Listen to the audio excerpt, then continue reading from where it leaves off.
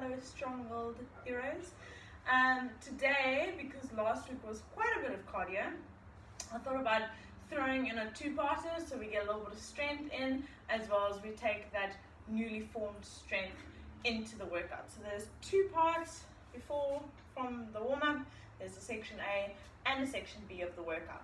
So first, starting off getting nice and warm, we want to think about just slowly but surely getting down and nice and comfortable into the bottom of those squats.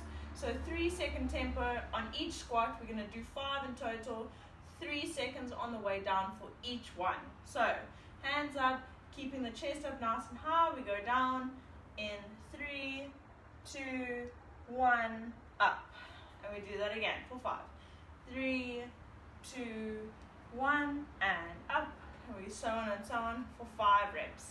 From there onwards, we're going to do a plank jack. So sort of if you want to think about a jumping jack, but in a plank variation. You can do this in your low forearm plank or a high forearm plank.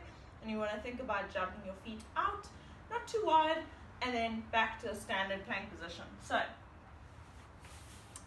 from this plank position, I want to think about jumping out, jumping in.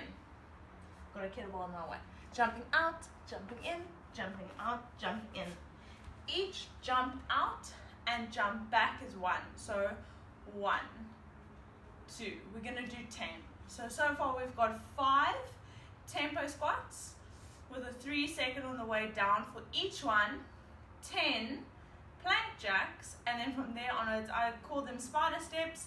You can call them wide mountain climbers. You can call them whatever you like to get a little bit more into the groin, because we are squatting a little bit. Get your foot as nice and close to your hand. Back foot is up and off the floor. We're going to step back to plank. Step hand back to foot. Step back to hand. Step together. Step back to hand. Step together. Step back to hand. And so on and so forth. So 5 tempo squats, 10 plank jacks, 20 spider steps or wide mountain climbers, whatever you want to call them. 3 times. You can put the clock on, or you can get it done in 5 minutes. Just give yourself a nice little indicator time period to get nice and warm.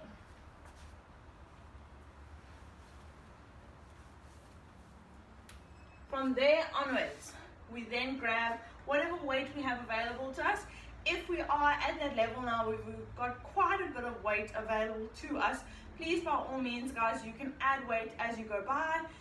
If you've got a nice big bag, you can load it up to a starting point and then just keep loading it up, but quality is key here. We're going to stick to those slow squats. Let's pretend I've just got this kettlebell here in front of me. That's the only thing I have in front of me. I'm going to do 5 sets of that 3 tempo squat, but I'm going to stay at the bottom for 3 seconds now as well. So it's going to look like this.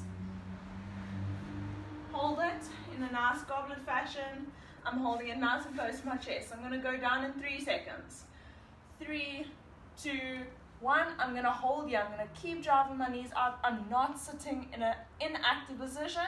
I have come up and I'm sitting in an active position for 3, 2, 1, then I stand. There's no bouncing. Don't collapse. Don't, like I said, fall into an inactive position where you feel like you can hold there all day.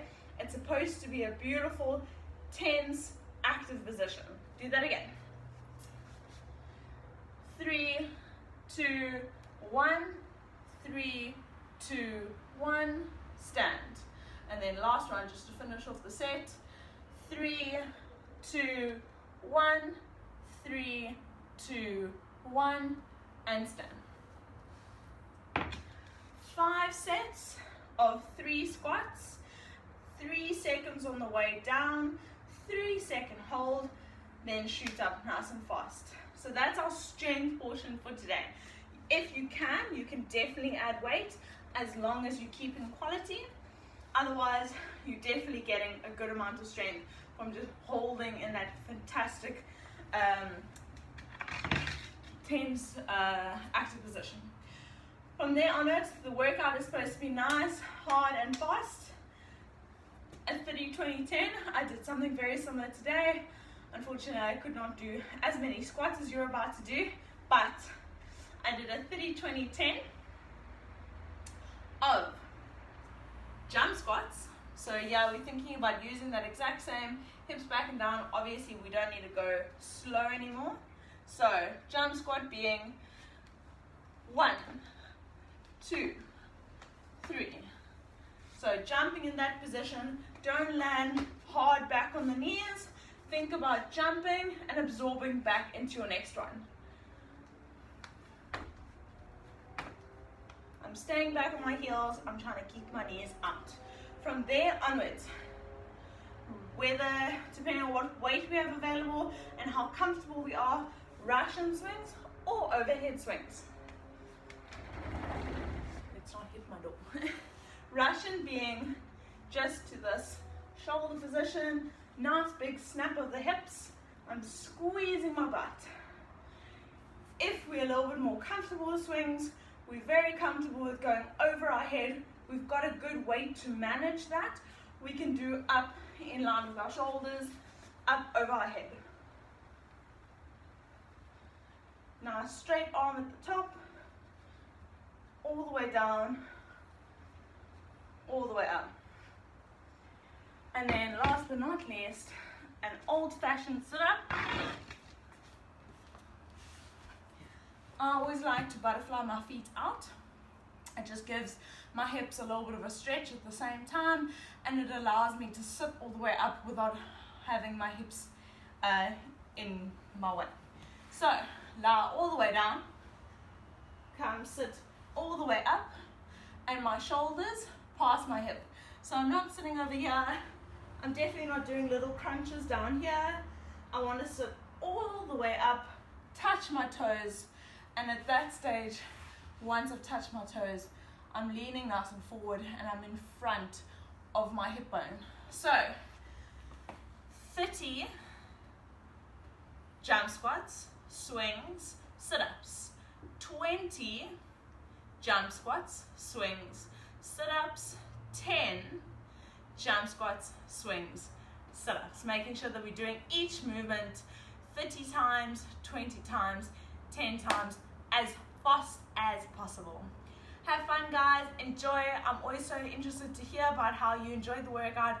Please let me know what your times was, how you enjoyed part A and part B, and don't forget to stretch afterwards. Have a nice little cool down, get into a pigeon pose, relax afterwards, get into the hamstrings a little bit by straightening out this front leg and hinging over, relaxing into this position, as well as I'm just swapping legs so you can see me better, thinking about tucking the hips forward, pushing them forward, and then if we want to get even deeper into the quads, holding this back leg up. Have an awesome day, guys. See you.